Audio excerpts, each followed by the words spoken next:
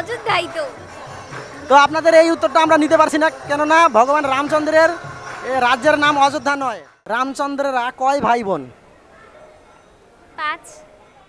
তো এই অযোধ্যা নগরী কোন নদীর তীরে অবস্থিত? হরে হরে হরে রাম রাম রাম হরে হরে। এরকম সনাতন ধর্মীয় বিভিন্ন কুইজ ভিডিও পেতে চ্যানেলটি সাবস্ক্রাইব করুন, ভিডিওটি লাইক কমেন্ট এবং শেয়ার করে সনাতন ধর্মের প্রচারে সহযোগিতা করুন। হরে কৃষ্ণ। কৃষ্ণ। মাতাজি কেমন আছেন? ভালো আছি। মাতাজি আপনার নাম? তিশা।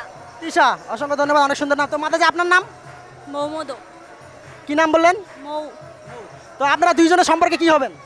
বোন। দুইজন সম্পর্কে বোন হই। বোন। তো অসংখ্য ধন্যবাদ আমাদের এই বৈদিক টিভি চ্যানেলের কুইজ পর্বে অংশগ্রহণ করার জন্য। তো এই কুইজ পর্বের অংশে আমাদের থাকবে 5টি প্রশ্ন, এর মধ্যে 4টির উত্তর দিতে পারলে আপনাদের জন্য একটি সুন্দর গিফট আছে। তো আমাদের এই প্রথম প্রশ্ন হচ্ছে যে ভগবান রামচন্দ্র কোন যুগে অবতীর্ণ হন? ত্রেতা যুগে। সঠিকভাবে বলেন, কোন যুগে অবতীর্ণ হন? ত্রেতা যুগেই তো। মাতাজি উনি বলছে ত্রেতা যুগে আবির্ভূত হন ভগবান রামচন্দ্র, এটি কি শিওর? হ্যাঁ, ত্রেতা যুগে। ত্রেতা যুগে আবির্ভূত হন তো? হ্যাঁ, ত্রেতা যুগে। অসংখ্য ধন্যবাদ মাতাজিদের। তো আপনাদের প্রথম প্রশ্নের উত্তর সঠিক হয়েছে। এবার আমরা যাব দ্বিতীয় প্রশ্নে।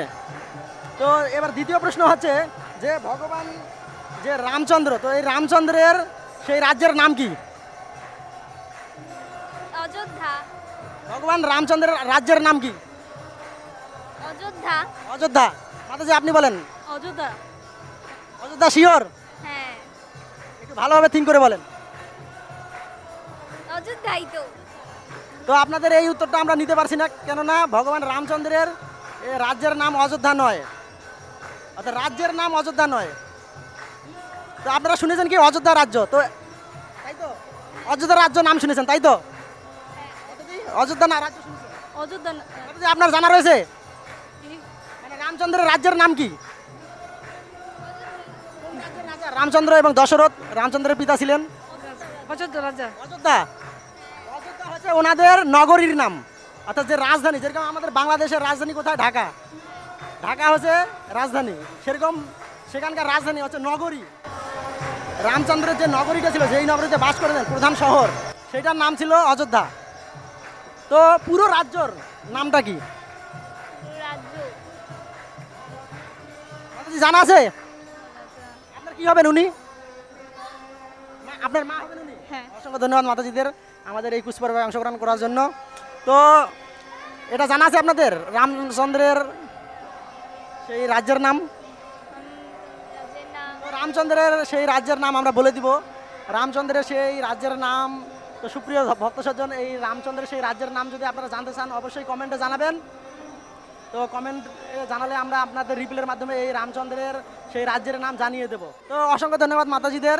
তো এবারে আমরা যাব তৃতীয় প্রশ্নে। তো তৃতীয় প্রশ্ন হচ্ছে যে রামচন্দ্রের যে রাজ্য অযোধ্যা নগরী, তো এই অযোধ্যা নগরী কোন নদীর তীরে অবস্থিত? নদীর তীরে। অযোধ্যা নগরী কোন নদীর তীরে অবস্থিত? একটু মাতাজি বলেন। ভুলে গেছি, জানি না। অপশন দিয়েই, এখানে 1 নম্বরে আমরা অপশন দিচ্ছি যে ফল্গু নদী, 2 নম্বরে অপশন দিচ্ছি সরজু নদী, 3 নম্বরে যমুনা এবং 4 নম্বরে গঙ্গা। কোন নদীর তীরে? প্রথমটা কি ছিল? প্রথমটা বলছি ফল্গু নদী, তারপর বলছি সরজু নদী এবং কোন নদী? সূর্য নদী। সরজু নাকি ফল্গু? সূর্য। সরজু। মাতাজি বলেন। 2 নাম্বারটা। সরজু। তো অসংখ্য ধন্যবাদ, মাতাজিরাও সুন্দরভাবে উত্তর দিয়েছেন। তো অপশন দেওয়াতে ওনারা বলতে পারছেন যে আসলে রামচন্দ্রের সেই নগরী অযোধ্যা নগরী সরজু নদীর তীরে অবস্থিত। তো অসংখ্য ধন্যবাদ মাতাজিদের। তো এবারে আমাদের কত নম্বর প্রশ্ন? তৃতীয় ছিল না চতুর্থ? 4 নম্বর। তো এবারে আমরা আসবো চতুর্থ প্রশ্নে। তো চতুর্থ প্রশ্ন হচ্ছে যে রামচন্দ্রেরা কয় ভাই বোন? 5। বলেন কয় ভাই বোন? রামচন্দ্র 4 ভাই। আপনি বলছেন 5 ভাই, মানে রাম ভাই বোন মিলে 5 জন নাকি ভাইয়ে 5? ভাই বোন মিলে 5 জন। ভাই বোন মিলে 5 জন। ওনার কি বোন আছেন? না, বোন তো নাই। বোন নাই? 4 ভাই। তাহলে ভাই কয়জন? 4 ভাই। 4 ভাই। মাতাজি কয় ভাই? 4 ভাই। তাহলে আপনি বলছিলেন 5 জন। একটু শিওর হয়নি। তো আসলে রামচন্দ্ররা কয় ভাই? 4 ভাই। বোন কি আছে ওনাদের? না।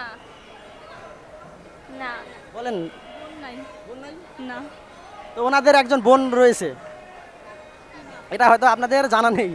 তো ওনারা আছে 5 ভাই বোন, অর্থাৎ 4 ভাই 1 বোন। এটা জানা রয়েছে আপনাদের? মনে আসতেছে না ঠিক। তো আসলে আর রামায়ণের আমরা অনেক কিছুই জানি না বিষয়টা। তো আসলে রামচন্দ্রেরা 4 ভাই এবং তার একজন বোন রয়েছে। তো এই বোনের নাম আপনাদের জানা রয়েছে? জানা আছে বোনের নাম? রামের বোনের নাম তো শুধু ভক্তসজ্জন, আপনারা যদি এই রামচন্দ্রের বোনের নাম জানতে চান তো অবশ্যই আমাদের ভিডিওতে কমেন্ট করবেন, আমরা আপনাদের কমেন্টের রিপ্লে জানিয়ে দেবো রামচন্দ্রের বোনের নাম। হরে কৃষ্ণ। তো এখন আমরা যাব 5 নম্বর প্রশ্নে। তো হরে কৃষ্ণ শুধু ভক্তসজ্জন, এবার যাব আমরা 5ম প্রশ্নে। এটাই হচ্ছে আমাদের এই কুইজ পর্বের শেষ প্রশ্ন। তো এই শেষ প্রশ্ন হচ্ছে যে রামচন্দ্র কত বছরের জন্য বনবাসে গিয়েছিলেন এবং কিসের জন্য, কার জন্য বনবাসে গিয়েছিলেন? 14 বছরের জন্য বনবাসে গিয়েছিল। আর কত বছর? 14 বছর তো কিসের জন্য বনবাসে গিয়েছিলেন? ওই মাতাজি, আপনি বলেন। রামচন্দ্র 14 বছরের জন্য বনবাসে গিয়েছে, তার কি জন্য বনবাসে গিয়েছিলেন? কৈকি মাতার আদেশ পালন করতে। আদেশের জন্য। আদেশ পালন করতে। হ্যাঁ কৈকেয়ী মাতা কি আদেশ করেছিলেন রামচন্দ্রকে বনবাসে যাওয়ার জন্য? হ্যাঁ এরকম একটা শর্ত ছিল।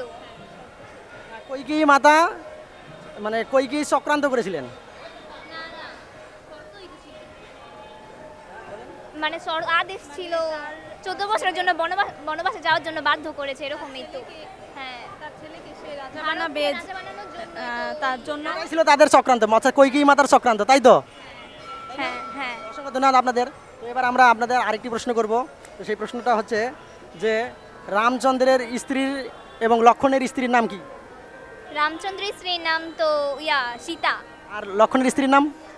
লক্ষ্মণের স্ত্রীর নাম আপনি বলেন। উর্মিলা। উর্মিলা। তা উনি বলছেন যে উর্মিলা। উর্মিলা, এটা কি সঠিক? হ্যাঁ মনে হচ্ছে। অসংখ্য ধন্যবাদ। এই আপনাদের এই শেষ প্রশ্নটার উত্তর সঠিক হয়েছে। এই যে রামচন্দ্রের স্ত্রীর নাম হচ্ছে সীতা এবং লক্ষ্মণের স্ত্রীর নাম হচ্ছে উর্মিলা। তো অসংখ্য ধন্যবাদ আপনাদের। তো এবার আমরা আরেকটি প্রশ্ন আপনাদের করব যে সীতার অপর নাম কি? সীতার অপর নাম সীতার আরেকটি নাম রয়েছে, কি বললেন? জানকী। জানকী। তো উনি বলছে যে জানকী, এটা কি সত্য? আপনার কাছে কি মনে হয়? হ্যাঁ হতে পারে কিন্তু শিওর না, তাই তো?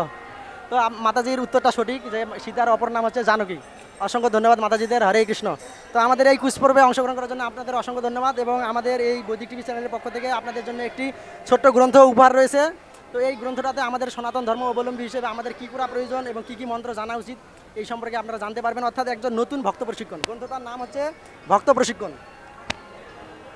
তো এই গ্রন্থটা আপনারা নেন এবং সুন্দরভাবে পড়বেন। হরে কৃষ্ণ।